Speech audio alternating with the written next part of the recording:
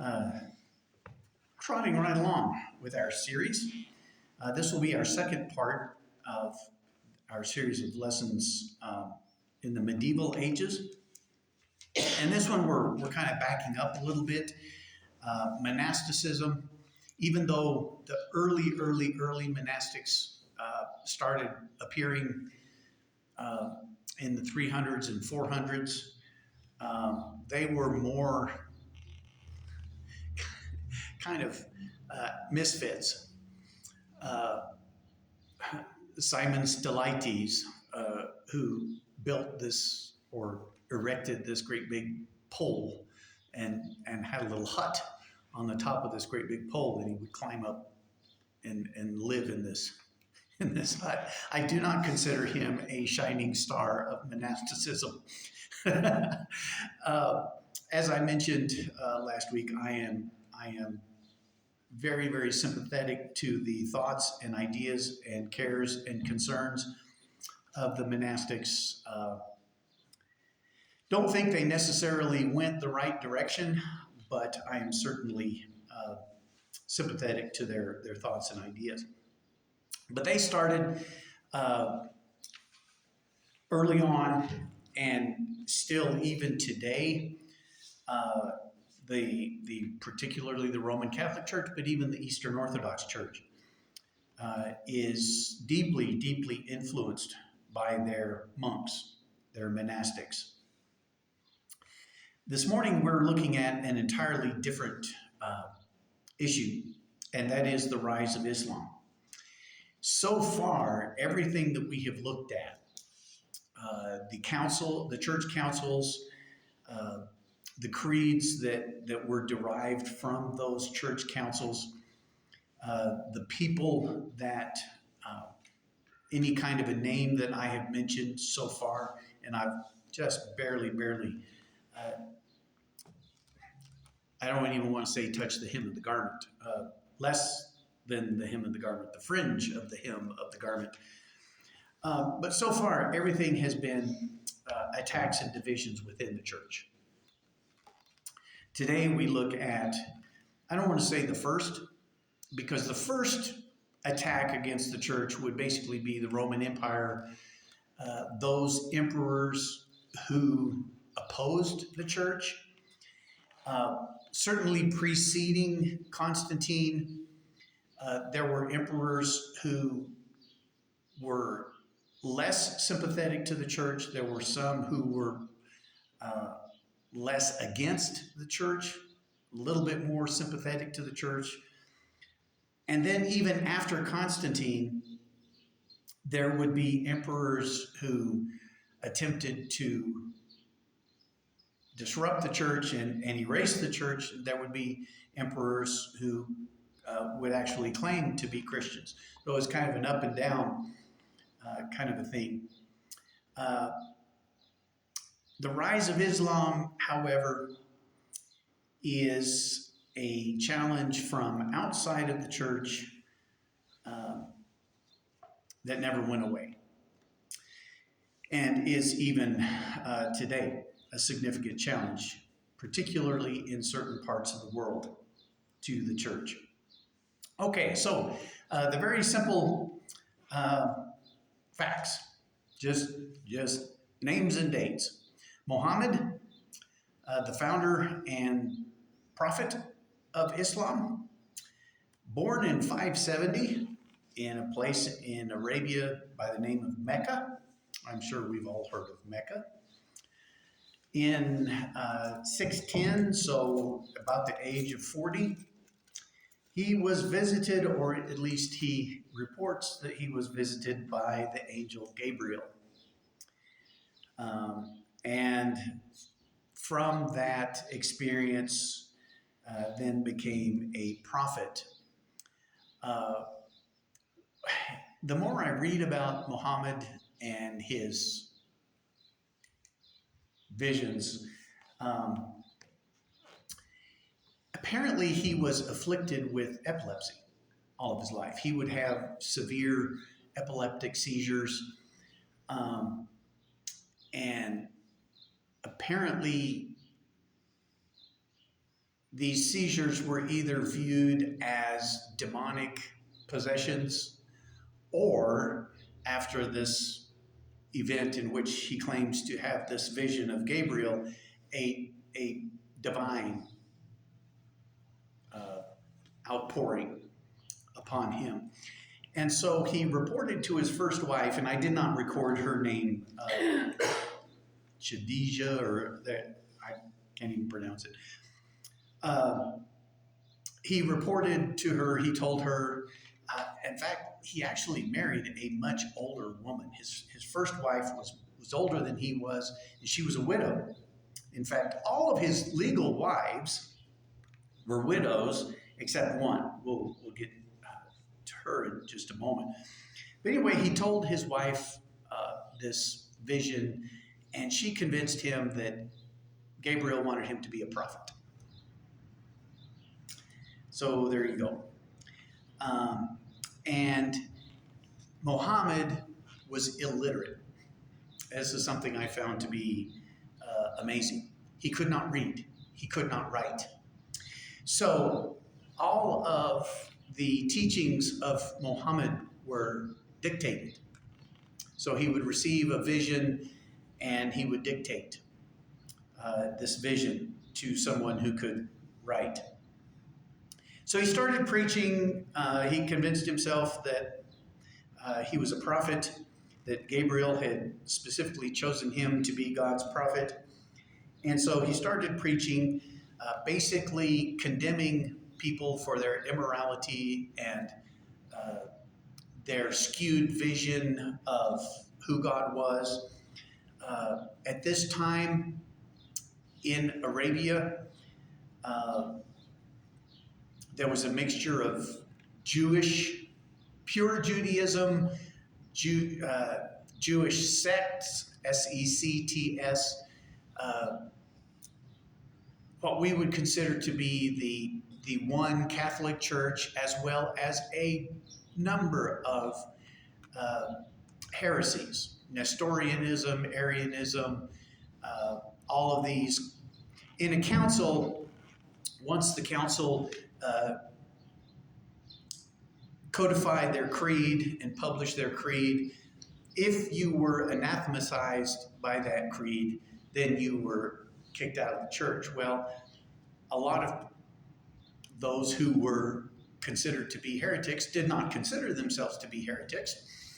And so they would just pick up and go someplace to a region of the world where they could practice their view of Christianity. And so every time there was a council and every time some other group was anathematized, then that group would pack up and leave. Well, so in Arabia, around Mecca and in the surrounding areas, there were no doubt untold numbers of Jewish sects, Christian sects, and so Muhammad starts condemning them for their twisted views of who God was. Primarily the Christians, but he would get after the Jews as well. And so this didn't set too well with the people in Mecca. And so he was forced in 622 to get out of Mecca due to his preaching, and he fled to Medina. In 632, he died in Medina, and apparently is still buried there. You know, they don't talk about this much because Mecca to the Muslims is the sacred city. But as I understand it, there is a tomb, a place where the prophet is buried. In 636, so very quickly after his death, his successor, and as I read and researched this, I understand the word caliph to mean successor. Is that correct? Okay. The successor to Muhammad, Omar, and I think this is the second successor, by the way. The original successor, I think, was Ali al-Akbar or something like that, um, captured Jerusalem, militarily captured Jerusalem. And then 4 years later, in 640, captured Alexandria. So if you remember from our map, there are 5 primary leading cities, leading districts that Christianity divided itself into. You've got Jerusalem, a little bit north of Jerusalem is Antioch, a little further to the west would be Constantinople, Byzantium, which became Constantinople. Way over on the west is Rome, and then down to the south is Alexandria. So here by 640, two of the cities, two of the leading districts of Christianity have basically been overrun by the Muslims, Jerusalem and Alexandria. It's not going to be all that long before Constantinople falls. And so this movement of Islam is moving from the east, moving west. Now, here's some details that I found, and you can Google Islam, Muhammad, and find just 80 bazillion different sources that can teach you about this. But apparently at the time of his death, Muhammad had 14 wives. One of the articles that I read, he was extremely sensual and profligate. And it was all excused because he had all of this spiritual energy built up, and so he had to release it somehow. And so I guess every time he wanted to release some of his pent-up spiritual energy, he got another wife. But that doesn't include all of the numerous slave concubines that he had. His favorite daughter, and the reason I put this, and I was going to list a whole bunch of other names, but I found this to be interesting, and his favorite daughter apparently went by the name of Fatima, and there is a shrine in Roman Catholicism, Our Lady of Fatima, in which apparently Mary appeared to this group of people. I think there is a city or town by the name of Fatima, and so she appeared, and she is revered. I found that to be interesting.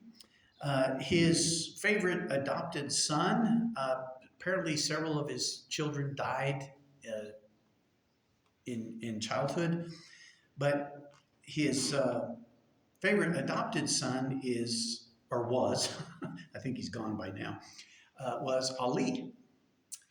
So we know a very, very, very famous individual by the name of Muhammad Ali.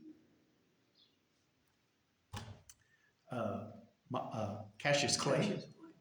Cassius Clay took the name of Muhammad and his favorite son Ali to honor Muhammad. His favorite wife was Aisha, whom he married when she was all of 9 years old. And one of the articles that I read, she carried all of her little childhood dolls to the new home in which she lived. Imagine being married at 9 years old. But this is something that has continued in the Muslim world, is that women really have no rights. Very little honor. They can be bought and sold, traded, married at ridiculously young ages. Polygamy is, it's limited. I think today you're only allowed to have like 4 wives. But you can have as many trysts. You can have as many mistresses as you'd like, but you can only extend your legal coverage to 4 women. At least that's one of the articles that I read. Islam itself means surrender, obedience, submission. There's, depending on the article that you read, a different synonym might be used. And the word Muslim then means one who surrenders, one who obeys, one who submits. The main text of Islam, I think we're all familiar with the Quran, which is divided into 114 surahs, or chapter, and there are over 6,000 verses. And I saw 2 different conflicting numbers, 6,200, I think there was another one, 6,600, something like that. Depending on, I think there is an addition to the Quran that some accept and some do not. So I think it kind of depends on, which precise Quran that you're looking at. So I just put over 6,000. What's fascinating is that I don't want to say every single Muslim male, but those who are considered faithful and spiritual will memorize the Quran early on in their childhood. So by the time they're a teenager, I don't think American Muslims are that devout. I could be very, very wrong. But certainly in Iran, Iraq, those young men who consider themselves to be deeply devout spiritual Muslims will have the entire Quran memorized. Now, it's not unheard of for Jewish boys to have the entire Torah memorized, Genesis through Deuteronomy. And in fact, it would not be unheard of to have larger sections of the Old Testament memorized. But can you imagine memorizing Genesis through Deuteronomy? I'd probably correctly written down, I probably have a dozen, maybe a few more that I could. My mind is, I think I can find that. And I've got a really good concordance, and if this one doesn't work, then I've got a great big thick Young's, and if that doesn't work, I've got my computer, and so my brain doesn't think in terms of Susan's father. I think in his training, which school? Preston Road, yeah. They would be tested entire books, 1 Thessalonians, 2 Thessalonians. One of my, Neil Lightfoot, I think at one time said that he had the entire book of Hebrews memorized. People think that we keep getting smarter. What we do is we keep adding more information that is available to us. But in terms of using our brains, I'm not sure that we are. Anyway, so over 6,000 verses long. If it is written in Arabic, it is sacred, it is holy, and cannot be desecrated. All these talks of burning the Quran, if it's written in Arabic, then you are guilty of blasphemy. If it's an American translation, yeah, they're going to yell and scream and kick and fuss, but you haven't really desecrated the Quran if it's just an English translation. Yeah. So did Muhammad dictate the Quran? Yes. So he wrote it? Yeah, he didn't write it, he dictated it to all of his followers. He's the author. Yeah, yeah.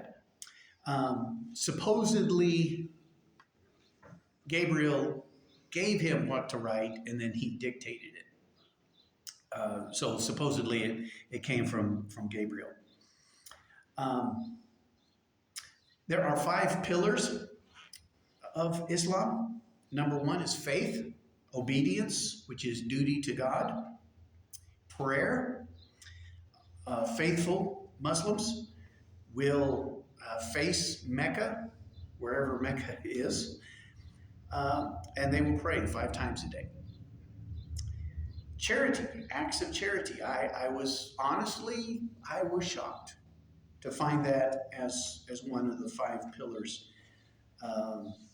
We have the Red Cross, they have the Red Crescent. And so I kind of thought that the Red Crescent was a knockoff of the Red Cross, but apparently it is one of the 5 pillars there of Islam. Fasting, which is obligatory during the month of Ramadan. And I experienced this big time when I was a flight instructor because we had a number of Muslim students, and it was February, March-ish. I can't remember when Ramadan begins and ends, but it was absolutely miserable because they were all cranky and hungry and weak. But they fasted during the entire month of Ramadan. And then pilgrimage, which is called the Hajj. Every Muslim that is healthy and able to is required to make a pilgrimage to Mecca, and especially males. You need to make the pilgrimage to Mecca at least once in your life. Thank you, Cricket, for that question. Any other questions or observations about that page? I've got some other thoughts here that I wanted to add. Right? I see some parallels to Mormonism. That's point number 5. Okay, I'll be real quiet. 6 or 7. No. I didn't mean to steal your time. No, brilliant observation, and thank you. And we'll go over that here in just a moment. So I save your additional thoughts there. There are tremendous connections both to Judaism and Christianity. Similar to Judaism, Allah is one. In Hebrew, it's Elohim. In Arabic, it's Allah. All right, so Allah is one. Drawing not probably quite so much from Christianity, but there are little strains, little bits here and there. I don't know enough about Islam to really speak to it that much, but Islam is violently anti-idolatry. That was one of the big things that Muhammad was absolutely emphatic on and is so important in the Quran, is this idea that if you have any other God other than Allah, you are not only pagan, you're what's the word? What's that? An idolater. Idolater, reprobate. You're nothing. Islam has no imagery whatsoever. And if you look at a Jewish synagogue and a Muslim mosque, you have incredible artwork, beautiful, beautiful tapestries. Some of the mosques are just incredibly beautiful, but you don't see any imagery. No animal imagery, no human imagery. It's all just art. Well, I mean, imagery is art, but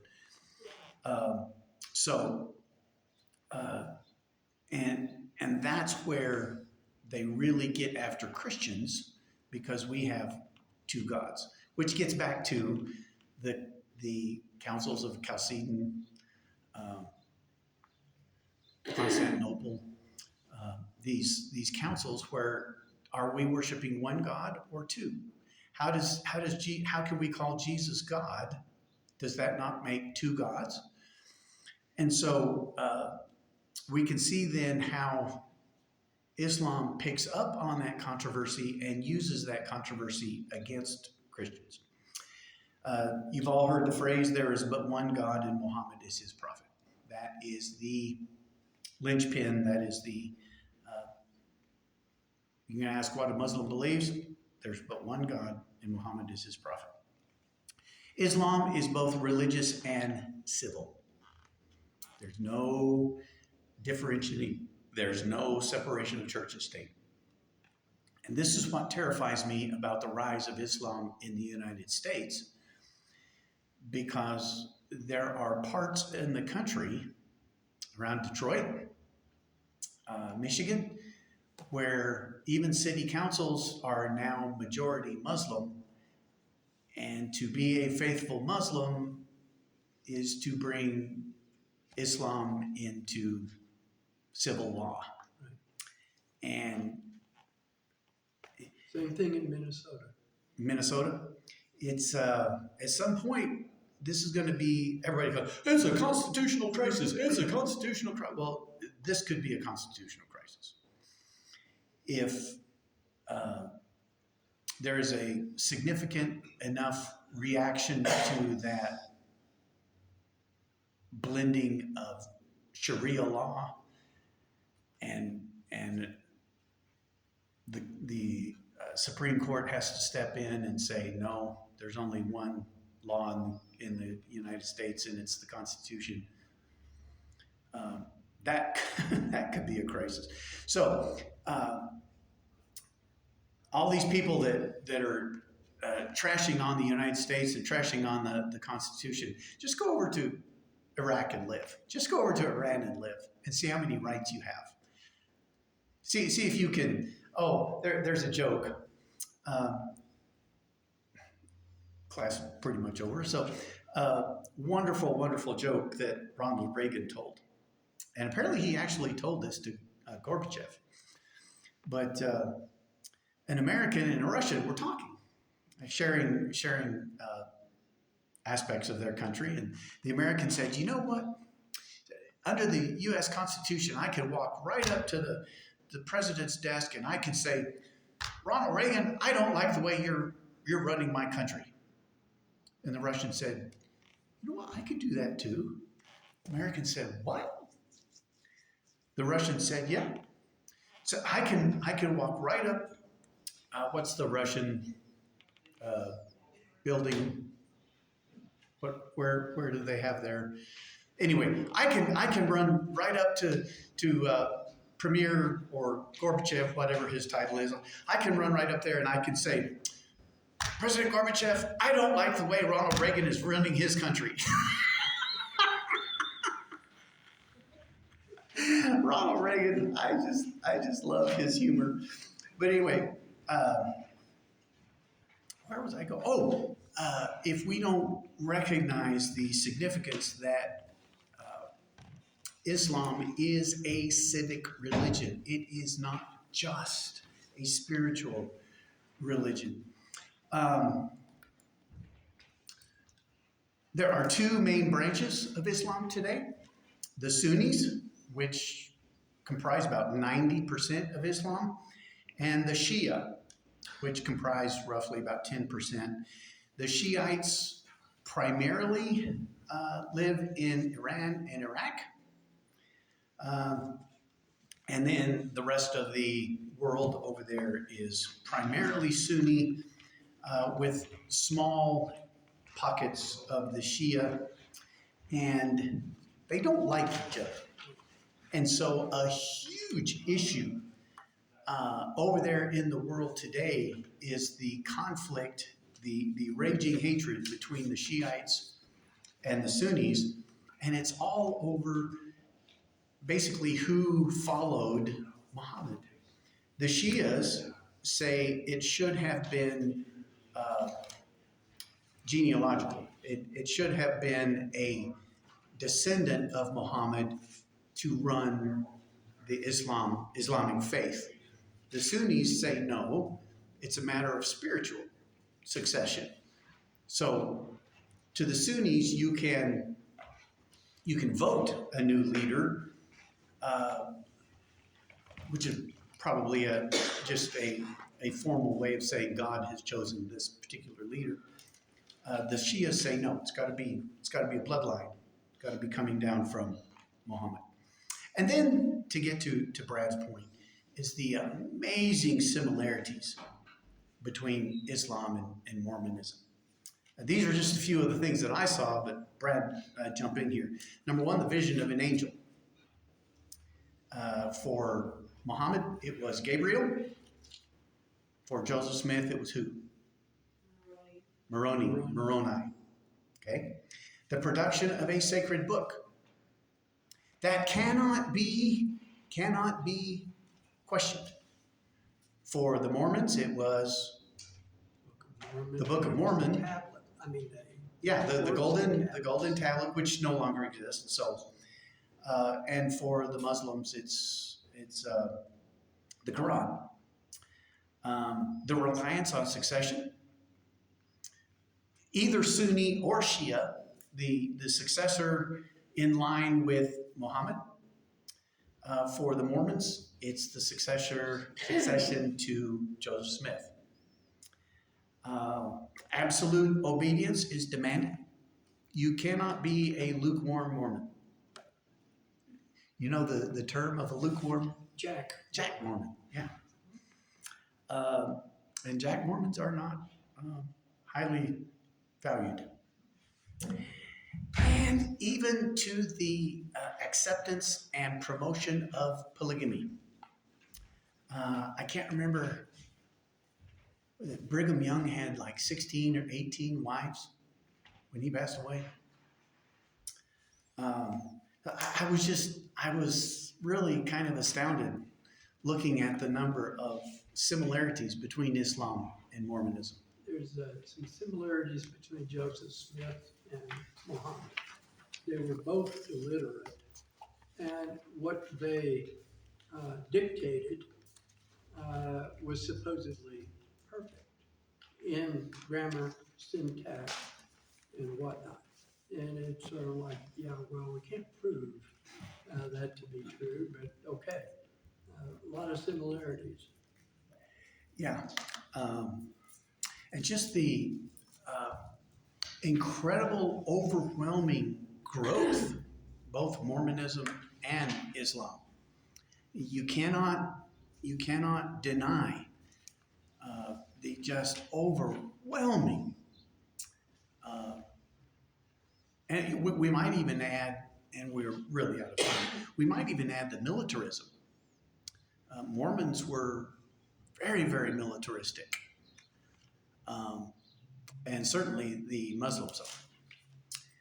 So like I said, you want to dive deeper into the the rise of the Muslims and Islam, just type in Islam or teachings of Muhammad or any such like, and you'll